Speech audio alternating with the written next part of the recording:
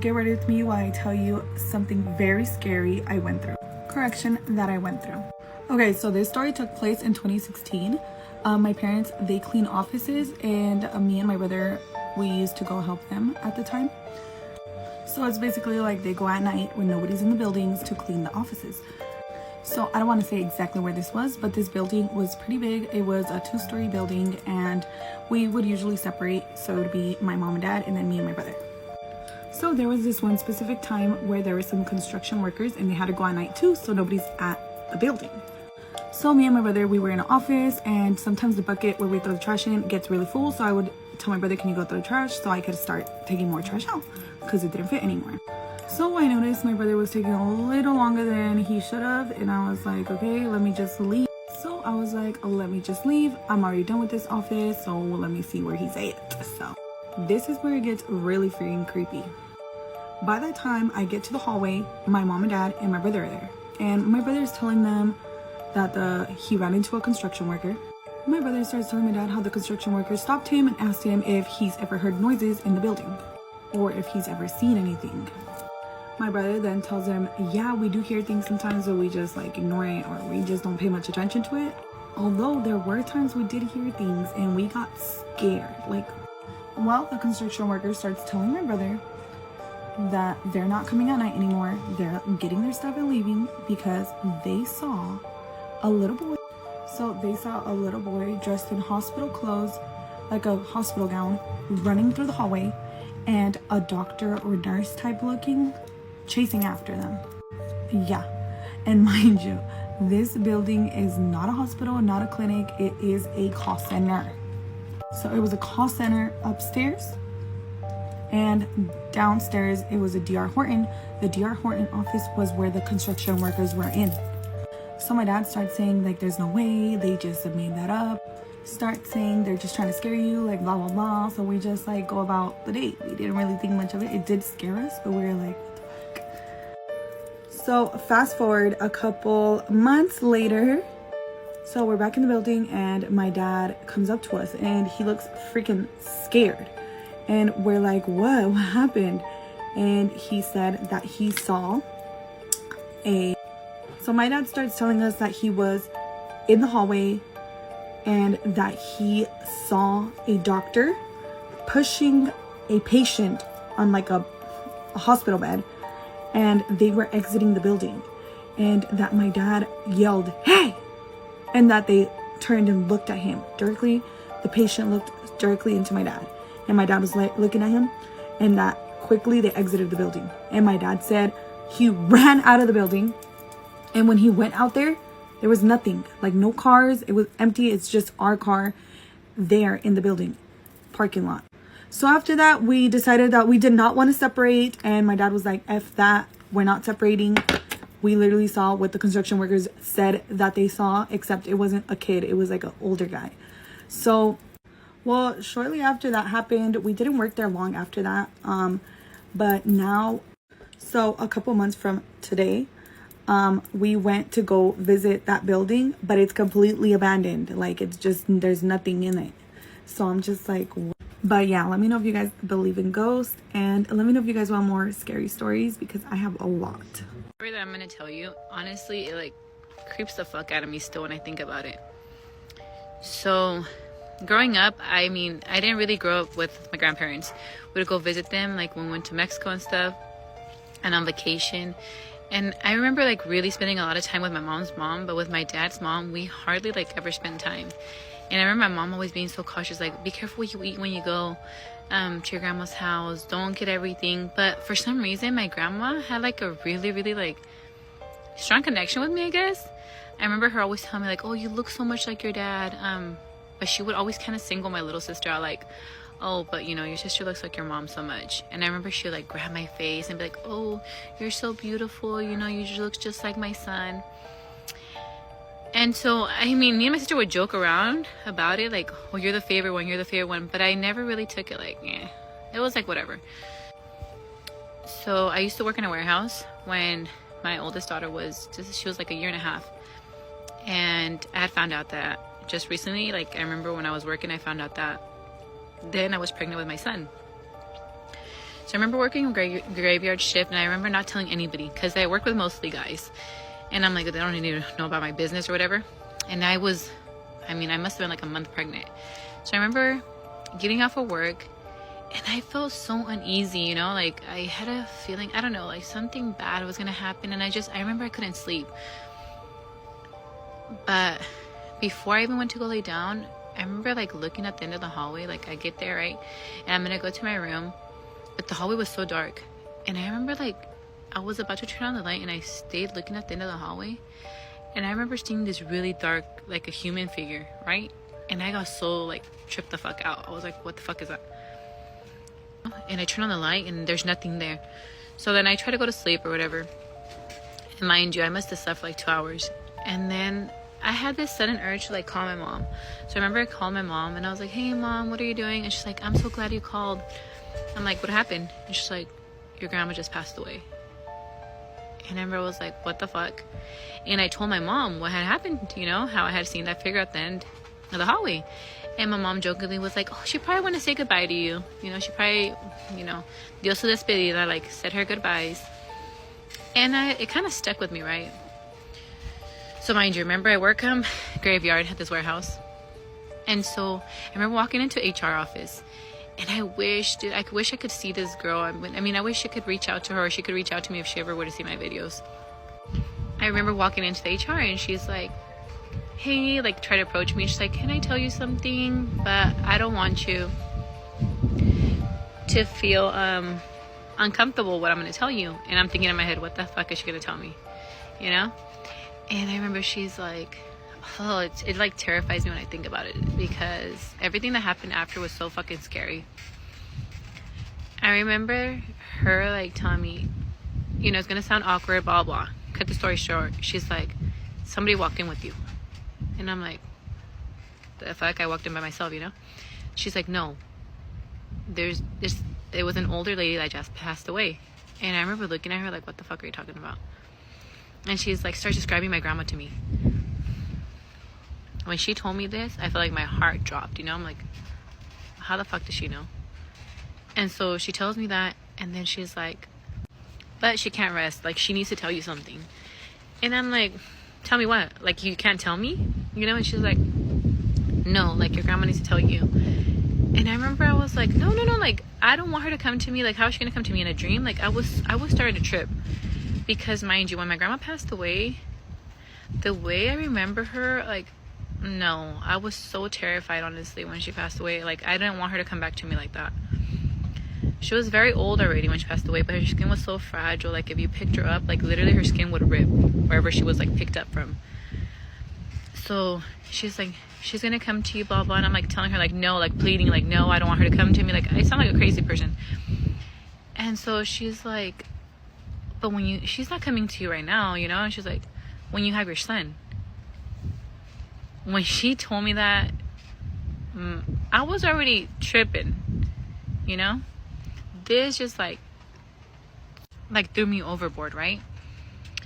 And so she's like, yeah, when you have your son. I hadn't told anybody I was pregnant, let alone I didn't even know what I was having. So I remember every night, like, praying to God, like, please don't let her come to me. Please, I'm terrified of her. Like, I don't want her to come. God, like, I would pray for her every night. Like, I was literally terrified of her. And the day comes where I have my son, right? So I'm continuing to pray every night for her, like lighting candles for her. And I'm like, please don't come. Please don't ever come. I don't care what you did. Like, I don't want to know what you have to tell me. Like, why are you choosing me? Like, choose somebody else. Like, and I remember telling the same girl that told me that, and I'm like, can she choose somebody else? Like, and she's like, no, because she knows you're strong and you're going to be able to handle what she's going to tell you. And that stuck in my head, and I remember just like losing it, to be honest. And I don't know, I felt like so uncomfortable my whole pregnancy because I just was waiting for her to arrive. So I ended up having my son, and at that time my daughter had her own room, but she would sleep in a little toddler bed in my room. So the toddler bed was right next to my bed, and I remember like breastfeeding my son.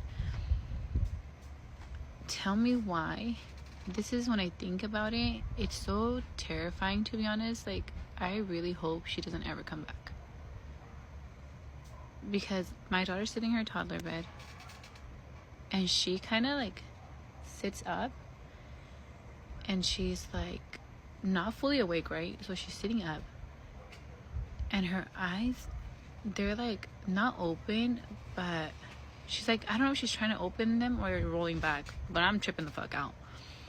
I see her sit up, and then she's like, Kukui, kukui. Bitch. Kukui? You know, I'm like, Kukui, and I'm like calling her name, like, wake up, wake up. But let me give you a little background. When my daughter, when I was changing my daughter's diaper, right, we had a picture of my grandma in a spare room at my mom's house. And I remember how she like looked up at the picture, and she was like, Kukui, kukui, pointing at my grandma's picture. And I'm like, Kukui? Like, what the fuck are you talking about? Like, kukui is like something scary, right, in Spanish. And I'm like, telling like my mom, come here, look what she's saying. And mom's like, what the fuck? Like, why would she say that? So when my daughter sat up in the bed and she was saying that, in my heart, I knew it was my grandma. And I was like, I can't do anything for you, you know, like, I'm not the person. But it made me so angry to think that she was like going after my daughter. So I like start cussing a storm, you know, and like, get the fuck out of my fucking room, blah blah. Like, my mom has always told me, like, if you see something, a spirit, like, you're supposed to curse it, right? Curse at it, and supposedly it leaves. I don't know if it's true, but it worked. Like, when I said that, like, I remember as I was saying it, I could see my daughter's eyes, like, her whole, like, her eyes, her head, everything started turning, like, to the side. Oh my god, it's so fucking scary when I think about it. It started like turning and turning, like as if it's like watching this thing walk out of the room. I literally fucking died in that second. And I'm like, I start tripping the fuck out, you know? And I'm like, you know, calling my daughter's name. I'm like, wake up, you know, wake up. Mind you, she's like 2 now. And I'm like literally so pissed off. And like I start crying, and I'm like holding my daughter, and I'm like holding my son, you know? And I'm like, why would you come? I was more pissed off at that. I'm like, why would you come and scare my daughter? Or like, I felt like she was being selfish, even though it was like her afterlife. Because after my grandma passed, like, a lot of things surfaced about things that she did, like, while she was alive. Like, that she was to like black magic, and she did a lot of things to people that she shouldn't have done. You know, my mom being one of them. So, you know, in my mind, I'm thinking like, dude, she fucking did something really bad, and she wants me to go, you know, take care of it for her. Like, no. After that, I had one more encounter happen, but when that happened, I would start dreaming of her, but I never would see her face, you know? Like, my dreams were always, I knew it was her, because that same scary feeling that I got when I felt that thing come into that room that night, I would wake up literally screaming, terrified from these nightmares I would have of her. Yeah, they're not even dreams, they're nightmares. Where she would just be sitting in this black room. Not black, she would be all black. This dark room. And she would kind of cackle, like laughing at me. And when I would wake up, I would be so fucking terrified. You know, I'm like, I know, I'm sorry, I know it was my grandma, but whatever she did, I know it must have been something really bad. But I literally, I like ask God for her to never come to me. Like, I prayed so much, I pray for her soul. But it's just when I have those dreams of her, and I haven't, like, honestly, I would have them so, like, one after another. But now it's been like, it's been like a year that I haven't dreamed of her. And like, honestly, before I go to sleep, I always like try to pray, and like pray that nothing ever comes, you know? Or nothing ever, I think it's a cricket, or nothing ever like, or she just doesn't ever come back or try to haunt us, to be honest. Because I have a feeling that whatever she needed to tell me was something really bad. And I know that girl told me that I would be able to withstand what she was going to tell me. But something tells me it was just terrifying. Like I said, I would love to find that girl, you know, that used to work in HR. And just like I have so many questions for her. But yeah, that was one of my experiences with the ghost. I mean, I've had plenty of experiences, but this one is one that literally traumatized me. And within the years as my daughter got older, like, I learned that she too would see things, or she would feel things. Like when I dream of her, when I dream of my grandma, when I dream of her, my daughter dreams of her. And my daughter's so terrified, and my daughter will wake up and she'll be like, Mom, like, she's so scary, like the way she comes in my dream. But I think I get afraid sometimes, thinking like, if she didn't get through to me, will she try to get through to my daughter? I just got back from one of the worst dates I have ever been on. Like, I don't even know why this man wants to see me again, because I was not nice to him. I was pretty clear about the time that I was having. Okay, so I get to this place the guy chose. It's cute, it's fine. I see him, we hug. We had like a really good text conversation, on the app. So I was like, okay, we're definitely gonna like get along. We start talking. He like immediately starts going into this story about the drama going on in his work. He works in finance. He's going on and on and on and on. And he keeps saying like, the woman that works below me, the woman that works below me, and the people that work below me, and the woman that works, and I'm like, I know you're an associate, like, let's calm down. Like, I'm not an idiot, but whatever. He keeps going on and on and on and on this story. And I'm kind of like, okay, this is fucking stupid. And then I realize he's kind of like prompting me to ask what he does. And I'm like, I'm not going to do that. I can read an ego. I can see it. And this man's got quite an ego, and he's dying for me to ask what he does in finance. I don't ask. And then he starts explaining what he does. I have not asked. And he goes, yeah, I work in investment banking. Do you know what that is? He goes, do you want me to explain what that is? And I go, oh, no, I'm familiar. I know what investment banking is. Strike one, I'm like, oh my God, this man is so patronizing, and he so badly wants to mansplain his job to me. We're not doing that. I'm not going to ask him anything about finance, anything about his job. I'm going to just sit back. After this man has been talking for, I would say like at least 10 minutes, I just sat down. I literally just sat down. He's talking like 5 to 10 minutes. And then he goes, so, like, when did you move here? And I go, yeah, I just moved here in May. So I guess it's been like 5 months. And he goes,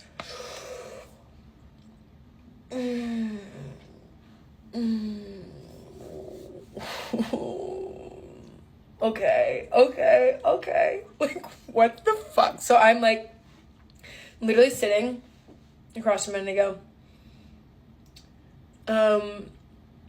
what does that mean? And he goes, I have a rule about dating people who just recently moved here. And I'm like, okay, we have not had our drinks yet. We've been there for 5 to 10 minutes max. This is the first thing I've said too. I'm like, okay. And he goes, yeah, I don't date people that just move here, because like, you haven't really like found your community and made your friends and like blah, blah, blah. And like, you're also probably dating hella people and all this stuff, blah, blah, blah.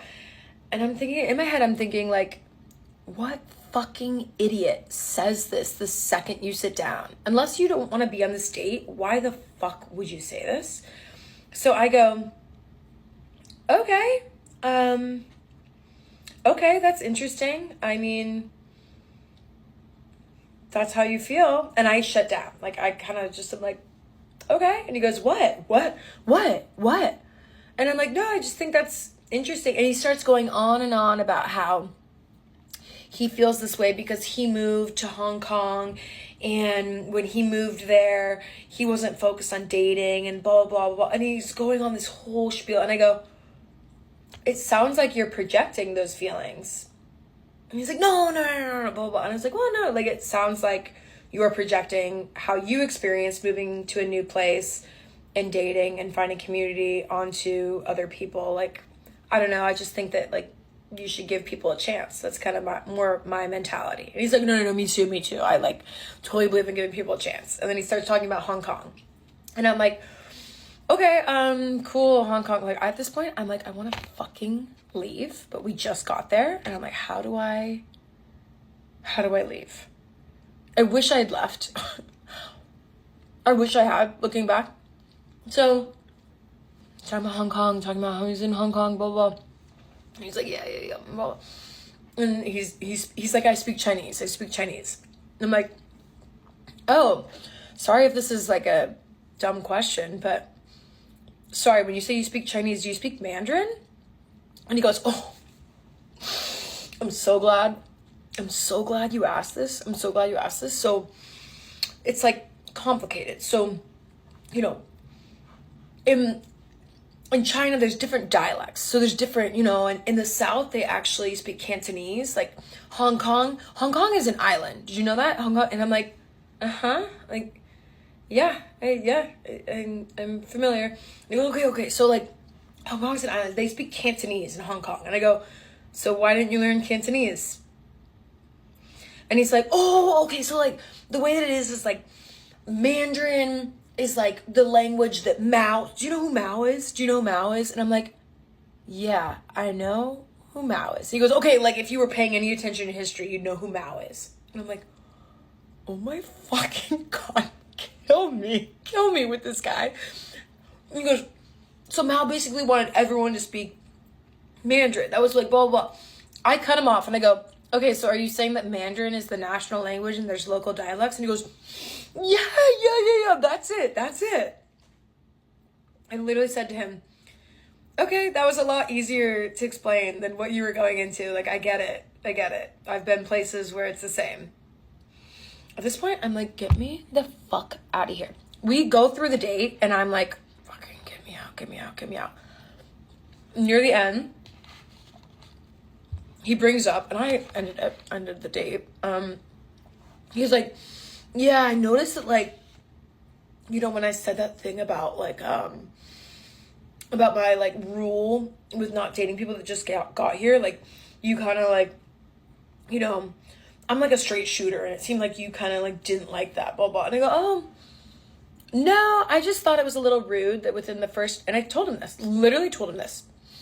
No, I just thought it was a little rude that within the first 5 to 10 minutes of me sitting down, meeting you on this date, you basically told me that you don't date people that recently moved here. I have all this in my profile. You also told me that you admittedly hadn't viewed my profile when I, throughout the night, had been asking you things about your profile. And, like, that's fine that you didn't read my profile, but then for you to have this rule and to basically say, like, you don't even, and then expect me to continue on the date acting like I'm excited to be there is a little awkward to me. And he's like, oh, blah, blah, he's saying all this stuff. Oh my God. No, I'm just a straight shooter. And like, you get it, blah, blah. And I go, well, I'm a really honest person too. And honestly, I just thought that was very disrespectful. And I like to take the approach with dating that, like, give people the benefit of the doubt. If you have gone far enough to, like, meet me to go on a date, obviously, like, you see something you're interested in. You didn't read my profile, so I don't really know what exactly you were interested in. Maybe it was just superficial, but, like, you know, I think that people are a lot more than just the looks, the whatever. I think the older that you get, the more experience, the more that you have, the baggage that you come with, that I think it's beautiful. I've dated people with kids. I've dated people that were divorced. Like, I don't X anyone out because of whatever they come with. So I just was a little surprised to see you do that. Backtracks. Anyways, and then also this guy kept telling all these crazy party stories and kept saying, like, oh, I can't tell you that, and I can't tell you that, and blah, blah, blah. And I'm like, are these fucking men in New York for real? Are you even trying to fucking date? Like, what the fuck? And he's like talking about he's going to Miami. He's like, oh, I'm going to Miami, and like, oh, I can't tell you that. I can't tell you what I'm gonna do in Miami. And I'm like, I'm literally sitting in my seat and I go, no, please don't. You sound like quite the the fun time. And he's like, yeah. What's going on? What's going on, guys?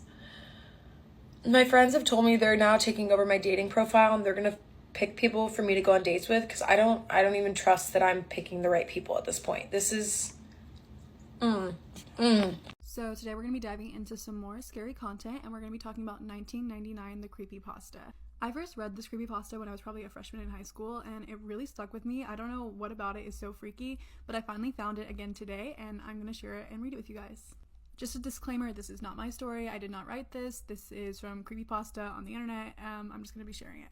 So let's dive into part 1. The year is 1999. That sentence brings me back to my senior kindergarten class when I was 5 years old, where we used to read out the date on the blackboard every single day. The year 1999 exists as a stain in my mind, however, as a memory that will not go away no matter how I try to forget it. 1999 marked the year I lost my first tooth, my first time on a plane, and unfortunately, the early loss of my childhood innocence. That one memory that refuses to be wiped. It all started with that new, or old, TV. At that time, Pokemon was the latest fad to hit the school. Pokemon cards, games, stickers, and the most popular, the TV show. So, of course, every time I came home from school, I would stay glued to the TV until Pokemon came on at 5. The only problem was that my dad watched the news at 5:30, and Pokemon episodes were back-to-back, which meant I had to miss an episode every day. Something I whined on and on about. My dad got tired of hearing me complain every day, and that must be why he went and bought another TV. My dad put the TV he bought in my room. Unfortunately, it was just an old small boob tube with rabbit ears even. It also only had 20 channels available, not including the channel Pokemon was on. I recall I didn't care though. I was just thrilled I had my own TV in my room. After surfing through the channels, I came to the conclusion that only channel 2, TVO Kids, was worth watching, so I watched that for a while. It wasn't for another few months until I discovered channel 21. One day in April, I was flipping through the channels trying to see if Pokemon was on. I pressed channel 21 to the remote, hoping there were more channels, and to my delight, there was. My dad was surprised too, but he let me watch it because it seemed to have a kids program on. The channel was called Calden Local 21, and later I found out it was indeed broadcasted from the very town of Calden, Ontario, a town very close to my own city. The shows I saw on Calden Local 21 looked poorly made, and I never understood what was going on in them half the time. However, as I grew up, every time I thought of that channel, I realized more and more how messed up the shows were, and I had to ask myself, what the fuck was I watching? The following is a list of shows and episodes I remember seeing on Calden Local 21. How I remember such detail even disturbs me, but I guess things like this stand out in your mind for a while. The channel only ran a few shows, probably because it was only operational between 4 p.m. and 9 p.m. And that is the first part of 1999. I like to play a little game at home called Refrigerator Jenga, where I try to remove something from the very back without moving any of the items cluttered in front of it. And it's fun because if I win, I get my item and I feel proud of myself. And if I lose, I spend 40 minutes cleaning up marinara and broken glass off the floor. Hey guys, I have a very scary story to tell you about my mum and I when we were in London about 2 months ago. Okay, so we're staying in a really nice hotel. It's 5 stars, beautiful. Anyway, this one night we got home at like 12 a.m. and we got ready for bed, fell asleep, and then I got woken up by mum like nudging me and like whispering something to me, but I sleep with like a sleep mask on, and I must have thought that it was morning because the lights were all on in the room, so I thought it was just daylight. So I took it off and I'm like looking at her and I'm like, what? Like, what do you want? And she's like, Maddie, someone's in our room. And I'm like looking at her, I don't know, I'm still whispering. I'm like looking at her and I'm like, what do you mean? She's like, I swear to God, I just saw someone walk into our bathroom. And I was like, what? And I look at the time and it's 3 a.m. and I'm like, what are you talking about? And we're both silent for like 5 seconds, and then we hear something in the bathroom, and so we jump out of bed and run to the front door, and we're standing by the front door, like we haven't closed the door yet because we don't have a key, and like we've just left everything inside, and it's like quite a big room as well, and the bathroom is right next to the bed, but the lights in the bathroom were off, but we were hearing noises. Anyway, I'm like looking at mum and like our hearts are like racing, and then we couldn't hear anything. Mum was like, maybe I'm hallucinating, or maybe like I dreamt it. And I'm just like, in my head I'm thinking, if this bitch has woke me up at 3 a.m. because she's literally dreaming, I'm literally gonna kill her. Anyway, we're still by the door, we're silent. Mum goes around the corner to like look where the bed and bathroom is. She can't see anything, but then she hears like a noise, and so she runs back out, and we're doing the exact same thing. We're standing there like we have no idea what's going on, but we keep hearing these sounds from the bathroom. So then after a little while, it's my turn to look, and I walk around the corner and I run back. I see something and I run back to Mum, and I go, Mum, there is a man in our bed.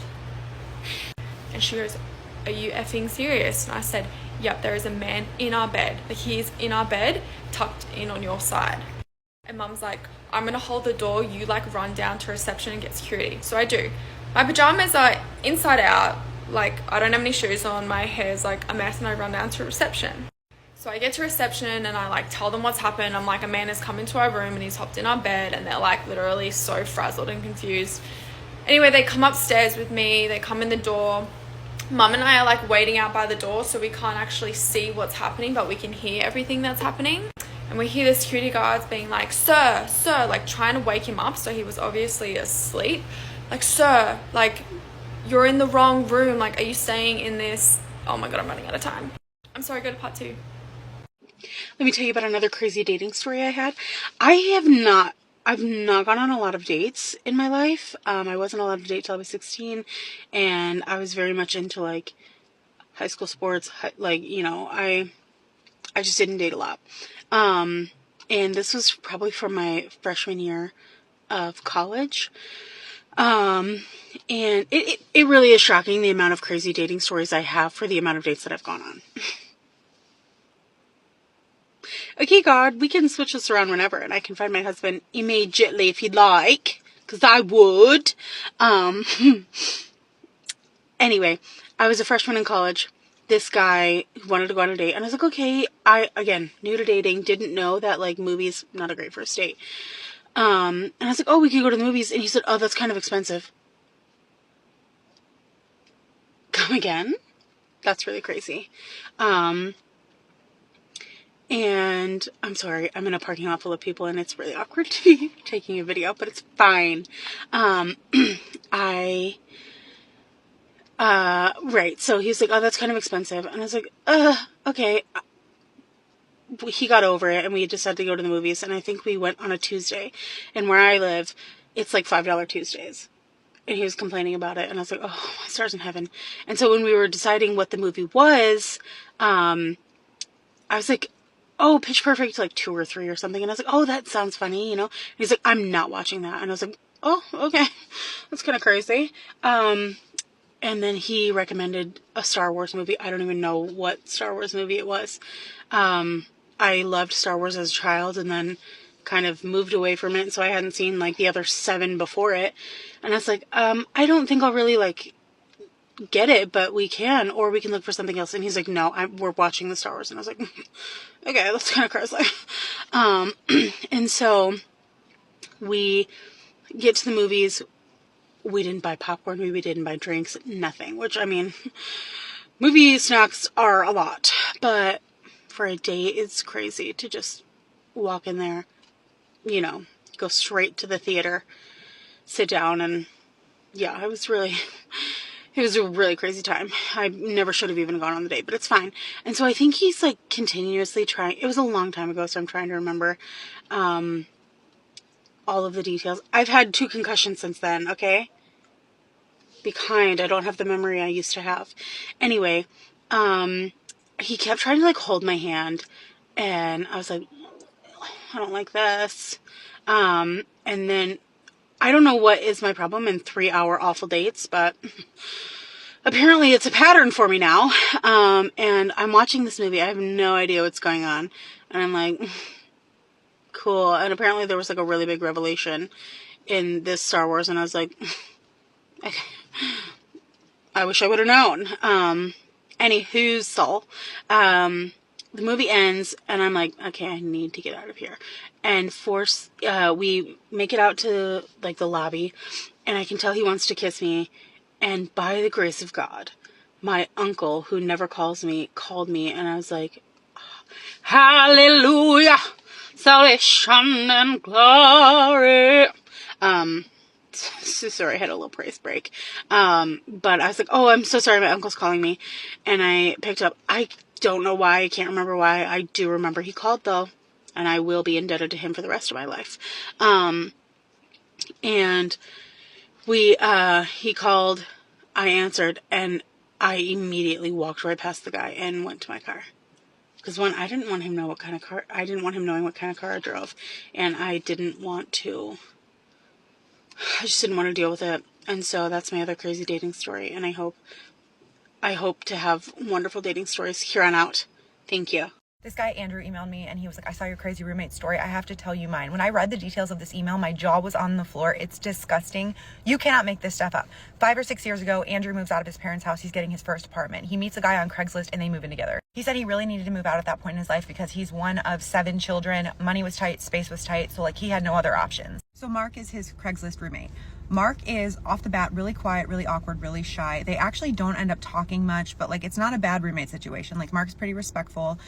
They greet each other when they pass each other, but like don't really have a friendship or a relationship. Andrew's living there for 5 months with no problems when things start to get weird. One night, Andrew's getting home and he gets a text from Mark saying that Mark is going to be out of the apartment tonight. So he doesn't think anything of it. He doesn't respond, leaves him on read, and he goes into his room, turns on his PC, puts on his headphones and starts playing video games. And he's playing games for like an hour when he feels somebody touch his shoulder and he jumps and turns around because he doesn't expect anyone to be there and Mark's standing there. So Andrew jumps and he turns around and he's like, I'm sorry, like I didn't think you were going to be home tonight. You just scared me. And Mark's just like, why would I not be at home? I'm always home at night. And Andrew's like, well, you texted me that you weren't going to be here. And Mark's like, I don't know what you're talking about. So Andrew doesn't think anything of it because he thinks he just like read the text in a weird way, or maybe it was written in a weird way. And Mark goes to bed. And then an hour later, Andrew goes to bed. While he's asleep, he wakes up to the sound of something shattering in the kitchen. So he runs out. He thought that maybe Mark just broke a dish or something, but he sees Mark sitting on the floor in the kitchen, self-harming with pieces of a plate. So he starts screaming at Mark. He's like, what are you doing? And Mark just looks at him very calmly and he's like, what does it look like? Andrew's like freaking out. So he turns all the lights on. He's like trying to talk him out of it. Mark puts the plate down and basically just says like, I don't want to talk about it. Then he gets really mad at Andrew and he's like, you know what? Next time I'm just going to use a knife since all you care about is your dishes anyway. He gets up, he storms past Andrew, goes to his room and like slams the door. Andrew decided to text him to be like, are you okay? Like, do you want to talk anymore? And Mark just responds, yeah, like YEA, yeah. Andrew could barely sleep. The whole thing was extremely disturbing to him because Mark had never been rude, never been weird, never been aggressive. So he's just like totally out of pocket with what to do. He tries to talk to Mark again the next day and Mark is like dismissive of the whole thing and basically treats Andrew's concern like a joke. So Andrew decides that if he does anything else, he's going to call 911, but this time he's just going to respect Mark and say that he was having like a depressive or like manic episode. A week later, Andrew is studying at his desk. His door's open and he turns to look and he sees Mark standing at the doorway of his room. And his eyes are weird. They're like glazed over, not focused, but he can tell he's looking at him and his mouth's open. So Andrew's like, do you need anything? And Mark just like makes a wet smacking noise with his lips. So Andrew's talking to him and he's not acknowledging anything Andrew's saying. And he just keeps making this sound and like he's just standing there for like 15 minutes and Andrew's like getting really freaked out and really uncomfortable naturally. So Andrew gets up and like literally pushes him out of the doorway and closes the door. And Mark's just standing there like still making the noise. And Andrew's like really disturbed. So he goes and he calls his friend who tells him that he needs to call to get Mark evaluated for like mental health issues. And then he calls his brother and his brother's like, no, don't do that because you're going to lose your roommate. He's like, if he's paying rent and everything's good, just like let him be. A month goes by. Mark is still acting weird, but Andrew said like most things were like too small to mention and he wasn't necessarily a victim. Like Mark would stay out all night. He wouldn't come out of his room. He would just act weird and erratic around the apartment. But the final straw comes one night when Andrew wakes up to use the bathroom and he goes in the bathroom, turns on the lights and finds Mark eating his own feces out of the toilet. Andrew freaks out naturally, screams at him, calls him a freak, and he said looking back it was really harsh, but he was just so shocked in the moment. And everything else that Mark had been doing just really made him blow up. And Mark just looks at him and tells him to grow a pair. Then Mark goes back to doing what he was doing. And Andrew's so freaked out that he packs a bag and he leaves to go get a hotel that night. He calls him in the morning. He's like, I don't want to be roommates with you anymore. Like, you need to move out. And Mark starts crying on the phone. He's like begging him not to kick him out. And a few hours later, he's like, okay, I'll leave. And Andrew also ended up switching apartments because he said he just didn't feel safe anymore. A week after they break the lease and move out, he finds out that Mark has attacked someone at a train station.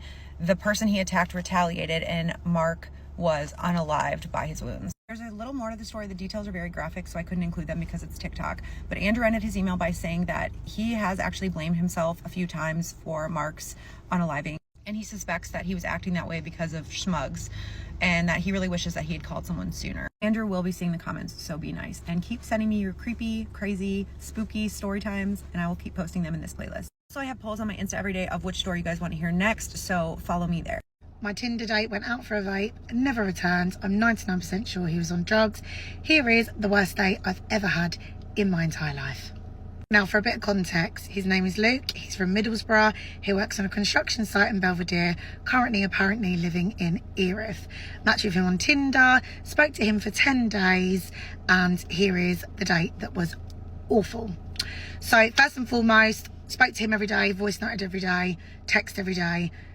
Conversation was good, didn't see any red flags, seemed to be a family man, seemed to be quite nice. Definitely night going to the pub, didn't see any other red flags other than that. On the day of the date, he never texted me good morning, which I thought was a bit odd because he used to text me every day good morning, but then he said he'd been really busy, etc, etc. When I said to him, you know, is it still happening? He said yes. That morning of the date, he called me Katie. He said, good morning, Katie. My name is Georgia. So I was a bit confused. Asked him who Katie is. He said that it was a woman in his office that he worked with on the construction site. I knew it was a lie. Let it slip. We hadn't met. He had no loyalty to me. Whatever. Comes the date. We had agreed 5-6 days in advance that we was getting there for 8 o'clock. I got in a cab at 7:30. Told him I'd be there at 8 o'clock. He said he would be there at 8 o'clock. I'm in the cab. He says to me, I'm running 15 minutes late. Didn't say sorry, just said I'm going to be there at 8:15. I'm like, fine. So I'm sat there. I've got a drink by myself, waiting for him. 8:15 comes, texts me, sorry, I'm leaving in 5 minutes. 8:25 comes, I'm having a nightmare, can't get an Uber. 8:30 comes, I'm ringing him, he's not answering. Rings me back, says he's on his way, said he had a nightmare getting a cab, whatever. I'm really at this point, pit in my stomach thinking something's wrong, I do not want to be on this date. But the waiter's come over to me and he's like, are you going to go? Are you being stood up? And I'm like, I don't know, we'll just see. I'm giving him 5 minutes and I'm leaving at 2:15. In walks Luke as the waiter's talking to me. Luke comes straight over, says that he had a nightmare with his Ubers.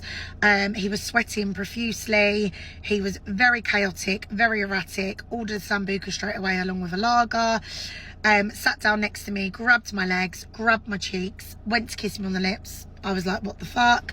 Very handsy, very, very uncomfortable. Straight away, did not like him. Knew that I would never see him again, but didn't want to judge him too much and just kind of put it down to there might be nerves. So as the date's going on, he's talking about himself over and over and over and over and over again, sweating, touching his nose. I asked him, are you on packet? He said no. I definitely 100% think he was. I just don't think you should come on a date on packet. It's fucking weird, right? So anyway, I said to him, you do know you need to ask me some questions. You've literally spoke about yourself the whole time. He then was like, I don't need to ask you questions. I've already made up my mind. You're really good looking. You're ginger. You're got good skin. You've got big hips. I really like you. The whole time I would just be sat there trying to have a normal conversation. He'd be like, hey, you're fucking mint, you. Oh yeah, you're sexy, you. Like, just literally gross behaviour from a nearly 40-year-old man. He's got children, by the way, and this is a warning to any girl who's speaking to a Luke from Middlesbrough who's working on a construction site in Belvedere, who lives in Erith. Stay away from this fucking geezer. He is weird as hell. So dates going on and on. I think he's getting the vibe that I'm not interested. I definitely wasn't. I'd actually looked at my phone to get an Uber when he was in the toilet. He came out the toilet, came back, and he was on his phone 24/7. I said to him, you seem a bit distracted. Do you want to go home? He said no. He said, I'm going out for a vape. I'll be back in a second. Grabbed my face and kissed me on the cheek. Went outside and I was like, he's fucking weird. So anyway, I'm sat there. A woman comes over to me. She says, I'm really sorry, darling. I've just seen him run to a cab but like duck down through the window so that you couldn't see, because I was sat facing the window outside. I said, it's fine, to be honest. I've been looking at getting a cab myself. Like, he's really not a fucking bit of me. So anyway, she said the guy I'm drinking with right now actually works on a site with Luke on the construction site. Come and sit with us while you wait for your cab and we'll tell you everything. So I've gone over to the table. Her name is Claire. I'm going to put a photo here, by the way. I'll just pause a little bit so that you can see her. Claire is a gem. Claire is a random woman in the pub who done the right thing. Girls, to the core. She said to me, he has mugged you off. I said, it's fine. I wasn't interested. The guy she was with said he's a prick. Everyone on site thinks he's a prick. He's a cocky northerner who's down here, probably got a life back home, cheated on his missus, got kids, etc. I know he's got kids. He's got a 15-year-old and a 7-year-old, I think, girl and a boy. And they're basically just looking, these northerners down here are just basically looking to bang every type of woman they can. He's obviously realised with you he's getting nowhere and he's done the off. So yeah, that was the worst date of my entire life. Absolutely disgusting. He is a piece of shit. Everything about him was obnoxious, narcissistic, self-centered, vile man. Should never leave a woman sitting there. It's dangerous as well. She's on her own in a space where everyone's drinking. And yeah, I just want to put it out there. If any girls are speaking to a guy called Luke from Middlesbrough who's working on a site in Belvedere and lives in Erith, run for your fucking life, because he is not the one. Trust me. Max Joseph, you fucked with the wrong bitch. Story time. So about a week ago, I matched with this guy called Max Joseph. Here is his picture. And from the start, he was very persistent about us meeting up, okay? And a key thing to remember here is he liked my Hinge profile. Now, I'm just going to quickly show you what's on my Hinge profile for full transparency, okay? So he liked my profile, and the first thing he sent to me was a voice note, and he said, I'm loving the pictures. We should arrange to meet up this week or next, okay? So he's quite persistent about wanting to meet up, and he's the one that's liked my profile, okay? On my profile, it shows my full body. I have 3 full body pictures and 3 selfies. This is also important to the story, okay? So now Max has asked me for my phone number, and I gave him my phone number, and you can see, again, he wants to meet up, and he even called me a few times prior to us meeting up, okay? Now here's where the story gets a little bit weird. He did ask me for my Instagram, okay? And I sent him my Instagram because, again, I don't catfish people. I'm not in the business of catfishing. I send him my Instagram, and he goes through my whole Instagram profile, yeah? I only have 1 post, but I do have highlights that I've kept up, and they are from a few years ago. So in those highlights, admittedly, I have a much slimmer frame. But these are not the pictures that are on my Hinge profile, so they're not even relevant, okay? They're not what I used to, quote-unquote, advertise myself, if that makes sense. So he takes a screenshot of a picture of me, and he says, you look so different here. I'm confused. What do you actually look like now? So I told him, the 1 post on my Instagram that I have on my grid, that is me in present day. He said, okay, cool. And I even said to him, you can see my body. Yeah. So bear that in mind. So now it rolls around to Sunday, which is today, the day I'm filming this, the day that this has happened. And we agree we're going to meet up at 2 p.m. Okay, 2 p.m. Keep that in mind. 2 p.m. rolls around. I'm still not ready. So I asked him, can we push it back to 3 p.m.? And we plan to meet in Pineapple Station, yeah? So I was going to meet him in Pineapple Station, and he was going to pick me up from Pineapple Station, and then from there we were going to decide what we were going to do. So I get to Pineapple Station at 3 p.m, and I meet him, and I get in his car, and we're having like small talk, and we're just talking about how I got here and whatnot, and everything seems quite normal. So now we are en route to a local pub, and he says to me, oh, why don't we actually go to a local pub in Strawberryland where you live? Because I live in Strawberryland, yeah? And I said to him, no, I don't want to go to Strawberryland, because me personally, if I'm going to go on a date, I prefer to just not be in my area so there's people can't see me, if that makes sense, yeah? So he was like, oh, okay, cool, we won't go to Strawberryland. So then he gets a call from a girl called Melanie Joseph, who I'm going to assume is his sister, because who saves their mum's number as first name and surname? That just seems odd to me. So he gets a call from her, and she's like, oh, dad's taking a turn for the worst. We need to go to the hospital right now. Like, whatever you're doing, you just need to come now. And he's like, oh, what happened? What happened? And she's like, oh, I'll tell you when you get here. Convenient, right? So after the phone call ends, I say to him, you know, family first is fine, I can leave and we can do this another time, it's fine. And then he's acting like he cares about how long the journey is going to be for me. And he's like, oh, should I drop you here or drop you there? I'm like, no, it's fine. Just drop me at Kiwi Station and I'll make my way back to Strawberryland. So now my phone was on like 2-3% at this point. So I wasn't checking my socials when I was on my way home, right? I got the bus back to Strawberryland. So I wasn't checking my socials and I didn't text him on WhatsApp straight away to find out like, to let him know like how my journey is going, right? So I go all the way home. It takes me 1 hour to get home, yeah, to get to Strawberryland. And then when I get home, I decide I'm going to go to the gym. So I get ready to go to the gym, charge my phone a bit. And then when I'm making my way to the gym, I send him a text and I say, oh, I got home safe. Because I tend to do that if I see a guy. I'll say, okay, I got home safe when I'm home safe. And it doesn't go through. But first I was thinking, okay, it could just be my signal or his signal that's making it not go through. But then it clocked to me. I lost a follower because I did check Instagram like a few times when I was en route home to Strawberryland.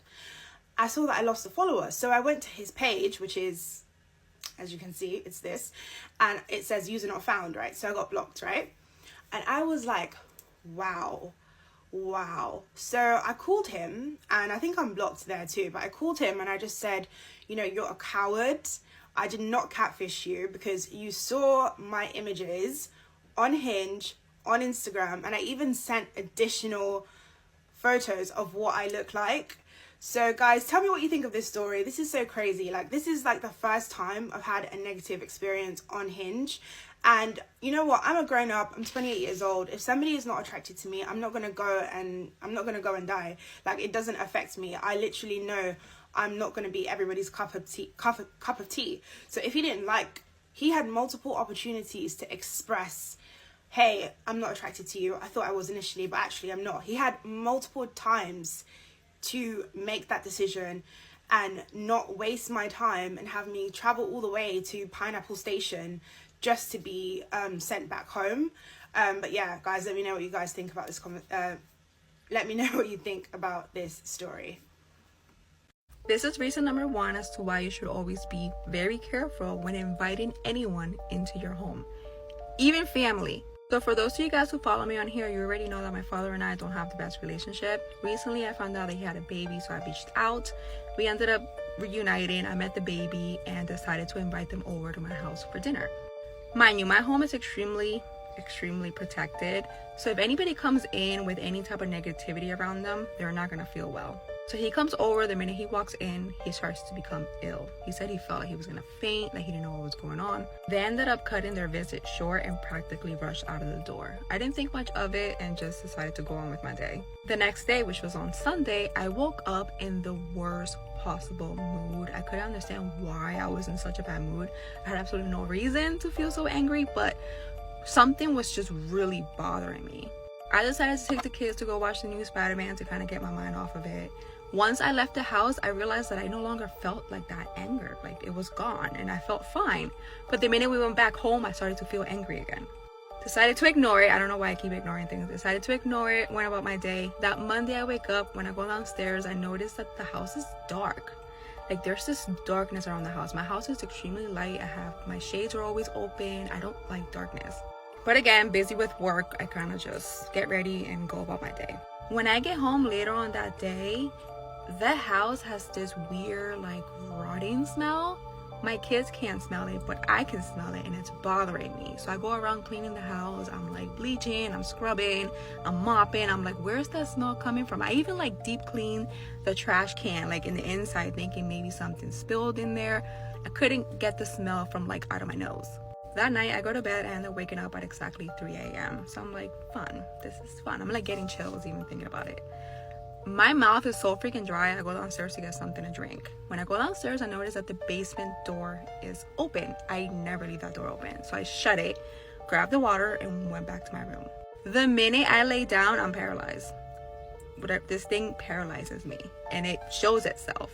I'm like fighting back again. I'm not afraid of any of this stuff because I've been dealing with this stuff my whole life. So I'm pretty much laughing at it, telling it that it has no power, it needs to leave. I start to pray, and it's continuing to like hold me down.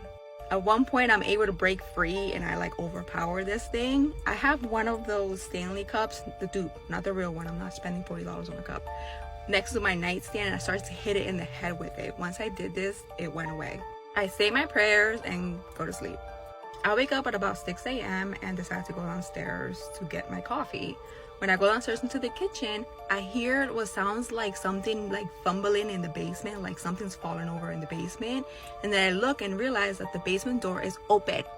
This is reason number one as to why you should always be very careful when inviting anyone into your home, even family. So for those of you guys who follow me on here, you already know that my father and I don't have the best relationship. Recently, I found out that he had a baby, so I reached out. We ended up reuniting. I met the baby and decided to invite them over to my house for dinner. Mind you, my home is extremely protected. So if anybody comes in with any type of negativity around them, they're not gonna feel well. So he comes over. The minute he walks in, he starts to become ill. He said he felt like he was gonna faint, that he didn't know what was going on. They ended up cutting their visit short and practically rushed out of the door. I didn't think much of it and just decided to go on with my day. The next day, which was on Sunday, I woke up in the worst possible mood. I couldn't understand why I was in such a bad mood. I had absolutely no reason to feel so angry, but something was just really bothering me. I decided to take the kids to go watch the new Spider-Man to kind of get my mind off of it. Once I left the house, I realized that I no longer felt like that anger. Like it was gone and I felt fine. But the minute we went back home, I started to feel angry again. Decided to ignore it. I don't know why I keep ignoring things. Decided to ignore it, went about my day. That Monday I wake up, when I go downstairs, I notice that the house is dark. Like there's this darkness around the house. My house is extremely light. My shades are always open. I don't like darkness. But again, busy with work, I kind of just get ready and go about my day. When I get home later on that day, the house has this weird like rotting smell. My kids can't smell it, but I can smell it and it's bothering me. So I go around cleaning the house. I'm like bleaching, I'm scrubbing, I'm mopping. I'm like, where's that smell coming from? I even like deep clean the trash can, like in the inside, thinking maybe something spilled in there. I couldn't get the smell from like out of my nose. That night I go to bed and I'm waking up at exactly 3 a.m. So I'm like, fun, this is fun. I'm like getting chills even thinking about it. My mouth is so freaking dry. I go downstairs to get something to drink. When I go downstairs, I notice that the basement door is open. I never leave that door open. So I shut it, grabbed the water, and went back to my room. The minute I lay down, I'm paralyzed. This thing paralyzes me, and it shows itself. I'm like fighting back again. I'm not afraid of any of this stuff because I've been dealing with this stuff my whole life. So I'm pretty much laughing at it, telling it that it has no power, it needs to leave. I start to pray, and it's continuing to like hold me down. At one point, I'm able to break free and I like overpower this thing. I have one of those Stanley cups, the dupe, not the real one. I'm not spending $40 on a cup. Next to my nightstand, and I started to hit it in the head with it. Once I did this, it went away. I say my prayers and go to sleep. I wake up at about 6 a.m. and decide to go downstairs to get my coffee. When I go downstairs into the kitchen, I hear what sounds like something like fumbling in the basement, like something's falling over in the basement. And then I look and realize that the basement door is open. 82% of CIA agents are men, which is crazy to me because one time I used a guy's public Venmo transaction history and his Twitter likes to figure out that he was also seeing a girl across the country. And I just don't believe a man could do that. Never ever let a man come over to your house after the first date, and if you used to do this, you'll never do this ever again after hearing this story. So this young girl goes on a first date with this guy she's never met before. They go for dinner and she's having a great time. No red flags. He's not weird, he's not creepy. She doesn't feel alarmed in any type of way. The dinner goes fine, and then eventually at the end of the dinner they part ways and she goes home. Just to note, throughout the dinner he did not hint or insinuate in any shape or form that he wanted to go to her place afterwards because he was such a respectful guy. Right, but when she did get home, she was a little bit surprised when he called her saying that he needs to come over to her place because he can't find his keys and his flatmate is not picking up the phone. And because he seemed like such a genuine guy and such a sweet guy, there was no green flag, like he paid for the dinner and all of this stuff, she let him come over just to kind of help him out while he waits to get through to his flatmate. So he comes over and they're chilling on their couch, having a good time. Nothing was weird. She had no weird vibes, like he seriously was like a normal guy. And eventually it did get really late and she was like, hey, you can sleep on my couch while you figure things out. I'm gonna go to my room and go to sleep. And for some reason she had this gut feeling, like this gut intuition that literally just said to her, lock your bedroom door. So on this one occasion, she never ever usually locks her bedroom door, but on this one occasion she locked her bedroom door, because let me tell you, a woman's intuition never lies to you. She knocks out, she goes to sleep. A couple of hours pass and she hears a few knocks on her door, and it's him, and he's just asking her for a charger, but she had this instinct to not open her door and go show him the charger. So she literally just yelled from her bed and was like, the charger's in the kitchen, go help yourself. Says thank you and goes silent, and a couple of minutes go by. At this point she's just like, fine, he's got the charger, he's doing his business. But then he knocks on her door again and he's like, hey, this iPhone charger's not working, can I come in your room? Like, do you have a charger in your room that I can use? Alarm bells are ringing in her head and she's like, why does this man want to get in my room so badly? So she basically called the police. He did not know at this point that she actually phoned the police. He had no idea the police were coming, and then eventually she hears the police come, knock down the door. There's a lot of commotion going on in the living room, and then a couple more moments and a couple more minutes go past and the police eventually knock on her bedroom door saying, hey, it's the police, you're safe, you can now come outside. When she walked out her bedroom door into the living room, everywhere was plastered up. There was plastic sheets covering all the furniture, and there was a box of power tools, hammers, axes, drills, like you name it, screwdrivers, just a box of just tools there in her living room. If she did not use her womanly instincts, she would have been gone. She would have been gone. And it's just so sad that there are men that, and they are disguised. There are men that are disguised. They show this friendly, outgoing, showing all the green flags, knowing the right things to say. But they are just most horrific, nasty people. He was so prepared to unalive her that night. Babe, if you have listened this far, I cannot stress enough. Never, ever, ever let a man come home to your house on the first date, because you don't know who this guy really is and you don't know what he's capable, and God forbid this ever happens to you. So make sure you tell your girlfriends and you make this as a mental note that you'll never, no matter how sweet, how convincing this guy is, he's not coming